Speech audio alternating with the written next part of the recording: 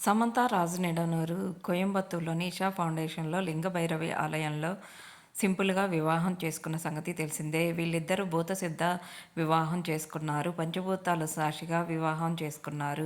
ప్రస్తుతం నాగచైతన్య, శోభిత ఇద్దరు కూడా ప్రేమించి పెళ్లి చేసుకున్న సంగతి తెలిసిందే. నాగచైతన్య, సమంత విడిపోవడానికి శోభిత కారణం అంటూ అందరూ కూడా ఇప్పుడు నెగెటివ్ కామెంట్స్ పెట్టారు. ప్రస్తుతం సమంత గురించి నెగెటివ్ కామెంట్స్ పెడుతున్నారు. దీనికి కారణం రాజనిడనూరుకి మొదట పెళ్ళైన సంగతి తెలిసిందే. శ్యామిలితో మొదటి వివాహం జరిగింది.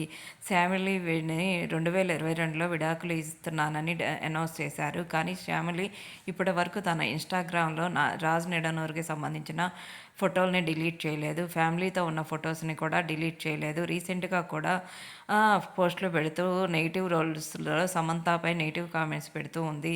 దీనికి కారణం సమంత వీళ్ళిద్దరు విడిపోవడానికి సమంతనే కారణము, సమంతదే తప్పు అంటూ ఫ్యాన్స్ ఇప్పుడు కామెంట్స్ పెడుతున్నారు. ఆ ఫొటోస్ ఇప్పుడు నెట్టింట్లో వైరల్